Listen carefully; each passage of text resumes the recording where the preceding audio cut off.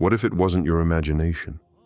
What if these recurring thoughts, this name that follows you everywhere, this peace you feel without explanation, were actually signs?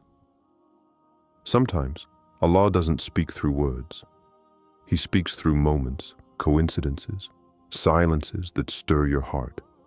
And you wonder, is this the right person? Is this him? Is this her? You seek answers in prayers, in dreams, in conversations. But the truth is, the signs are often already there. You just have to know how to recognize them. In this video, we'll dive deep into what many experience in secret, those signs you receive when Allah shows you, gently but insistently, that your heart may be recognizing what your soul has forgotten. Stay until the end. Because what you think is a coincidence could well be divine confirmation. 1. The silence that speaks. When your heart stabilizes, you pray, you perform istikhara, and yet nothing happens as you expected. No dreams, no clear visions, no spectacular events. It's completely calm. But in this silence, something is born within you. An inexplicable calm, a subtle peace that settles in your heart. You didn't invite it. It's just there. You're no longer in a hurry. You're no longer trying to understand every detail. You're no longer drowning in what-ifs. Your heart has simply stabilized. And this is precisely where many miss what in Islam is called sakinah, the spiritual tranquility that Allah sends when something is aligned with His will. It's not a spectacular sign. It's not something you can show off to others, but it's real. It's powerful. And that's enough to calm what's been screaming inside you for months. When this person is mentioned, you feel neither panic nor all-consuming passion. You feel something rare, clarity. Your heart doesn't beat faster. It beats more accurately.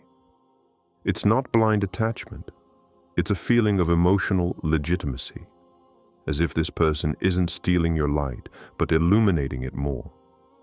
What if Allah were speaking to you, without noise, without dreams, without apparent miracles? What if this inner calm were the discreet but divine response to your many invocations? The heart of the believer is a sacred space. Allah places there what He wants, when He wants. And sometimes He places there a gentle certainty, not a noisy certainty, but a quiet conviction, not a fiery passion, but a clear direction, not an unstable emotion, but a stable inner presence.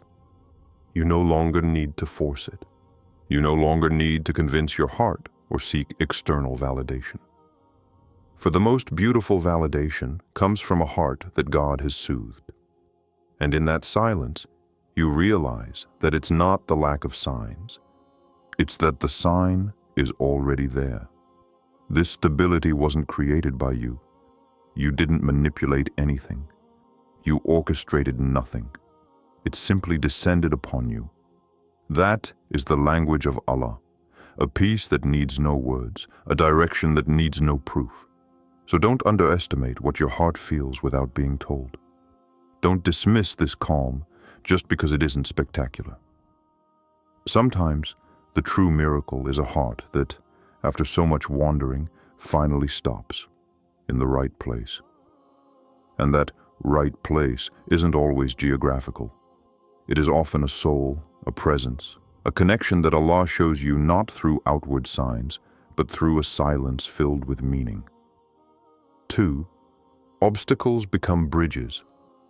When what blocked them suddenly opens. There were 1,000 reasons why it would never work. They lived in 2 different cities. Their families shared neither the same visions nor the same hopes. There was this past laden with wounds, and this present filled with complications. Walls everywhere. Too many conditions, too many prohibitions, too many, it's impossible. But one day, without them knowing why, the walls began to fall, slowly, quietly, as if someone, invisible, was rewriting their history, line by line. The brother who had been saying no changed his tone. The mother, initially closed off, began to ask questions. A visa, a job, a place to live. Everything that seemed locked began to open without either of them forcing anything. It wasn't magic. It was at-tawfiq, a favor we don't always deserve, a perfect coordination between visible causes and divine permission, an alignment between your efforts and Allah's will, a way He has of saying, I am with you in this direction. Because there is a difference between what you want and what Allah makes easy for you. You can desire someone with all your heart, pray night and day, but if every step becomes a struggle, every movement a pain, and nothing unlocks despite your sincerity, perhaps it's not the path Allah intended. But when doors open, even the rustiest ones, even those that had been walled up by time, even those no one wanted to touch, then know that it's no accident. This kind of fluidity doesn't come from you. It descends. It slides into your life like a silent answer to all your prayers. And sometimes, even without praying, Allah opens the door, because it was written, because it had to happen when your heart was ready. In ancient tales, they told stories of lovers separated by mountains, by peoples, by taboos, but whom fate always ended up reuniting. It's not just poetry, it's a spiritual truth. When it's written, even the oceans cannot hold back what must be reunited. And perhaps you, too, are experiencing this silent shift. You realize that where there was a no, there is now a maybe, and that this maybe is slowly transforming into a yes, without noise, without pressure, because Allah needs no one to accomplish His will. So open your eyes, look closely.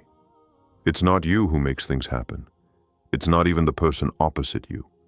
It is someone inaccessible who decides, in His wisdom, to transform your blockages into bridges. 3. The mirror effect. When this person brings you closer to Allah without even talking about religion, you don't know exactly how it happened. But since they entered your field of vision, something inside you has begun to change, not suddenly, not loudly, but like a soft light rising after a long night. You've never heard this person say, "Fear Allah," or lecture you, and yet since you met them, you turn off your phone earlier. You perform your ablutions more slowly. You question the sincerity of your intentions. You sometimes cry in secret because you feel a new impulse within you, an impulse toward Him. This person is not your teacher. They are not your imam nor your spiritual advisor. But their mere existence compels you to want to be better. Not to impress, no, but to deserve what you feel. And in that kind of connection, there's something words can't explain. It's as if Allah has placed a mirror before you, not for you to look at yourself, but for you to recognize yourself, so that you can see yourself as you can become. It's not love in the popular sense. It's not an obsession, nor an uncontrollable passion. It's a silent call, a living reminder, a direction. And every time you look at that person, your soul asks you, am I ready to build something with light? That person doesn't need to tell you to repent. She doesn't need to talk to you about Allah, because her manner, her calm, her modesty, her dignity, all of this speaks to you of God without uttering a single word. It's in the gaze you avert, in the anger you hold back, in the pride you gently stifle, in the sin you avoid, not for fear of losing that person, but for fear of losing what this relationship teaches you about yourself. And that's where Allah leaves a powerful sign. For in our religion, the best company is not the one that speaks loudly to you about God. It's the one that inspires you, that uplifts you, that makes the path to Him sweeter, more accessible. She doesn't crush you. She doesn't humiliate you for what you don't yet become. She encourages you with her silence, with her behavior, with her own inner light, and you understand that this connection is not a trap of the nafs. but perhaps a gift from heaven. Because sometimes Allah doesn't send you a speech, He sends you a person. And this person becomes an invisible key that unlocks what you had forgotten, your ability to return to Him with love and not with fear. 4. Recurring signs. When the same message comes up again and again, you hear this name in a conversation that doesn't concern you. You read it in a book you hadn't even planned to open. You see it in a hazy dream, and you don't want to think about it too much. But the next day, it comes back. And the day after that again. You change direction, you divert your mind, you want to remain lucid.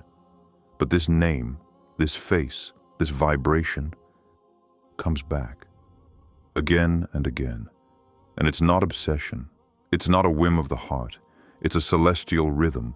For Allah is Al-Latif, the subtle, He who sends things delicately, with precision, repetitively.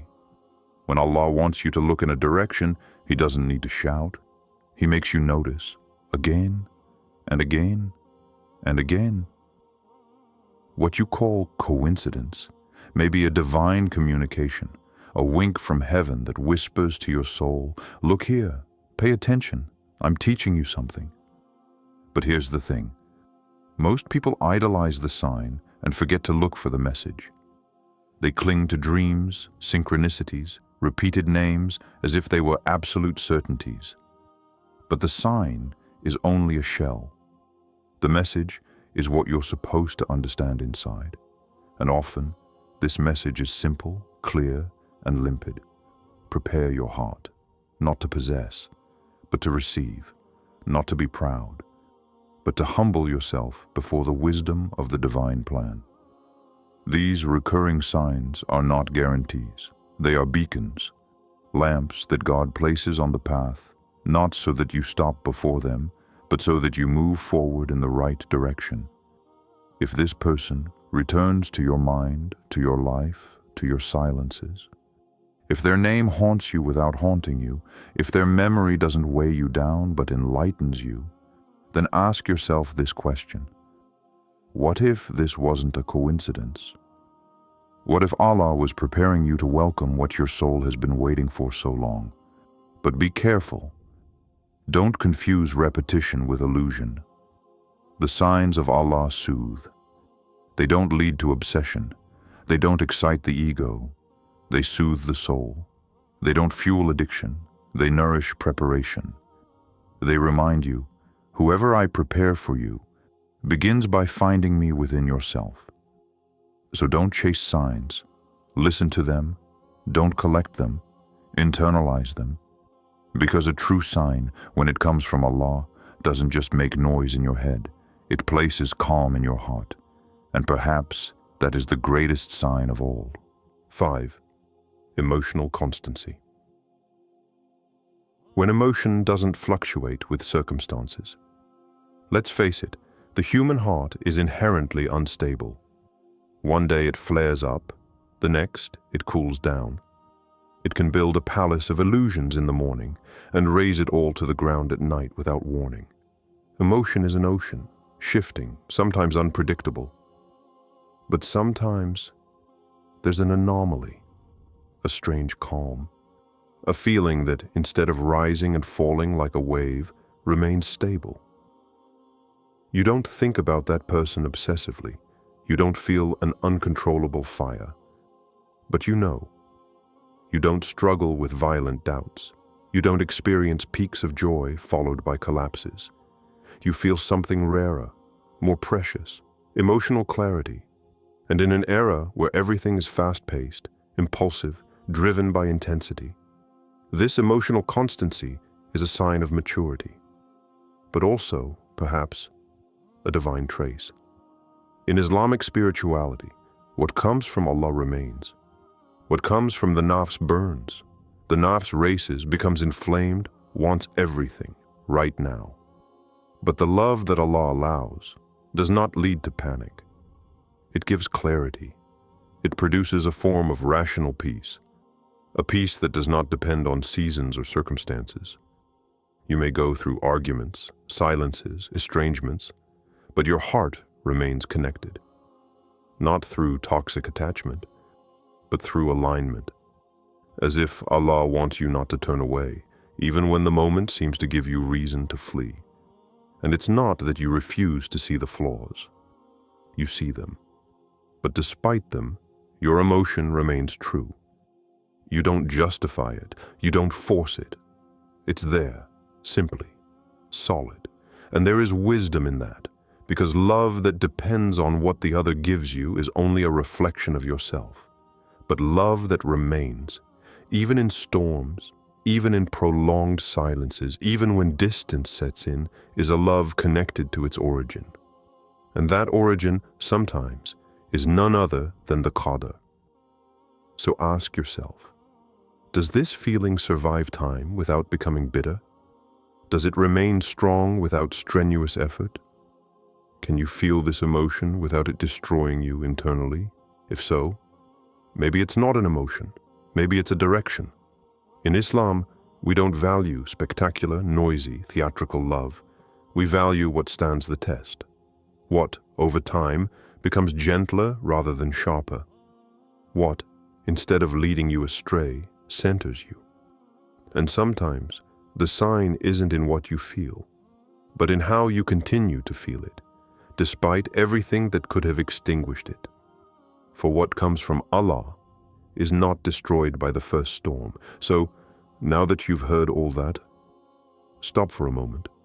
Look at the signs. Look at your heart. Look at what Allah is perhaps lining up before you quietly, without drama, but with perfect precision.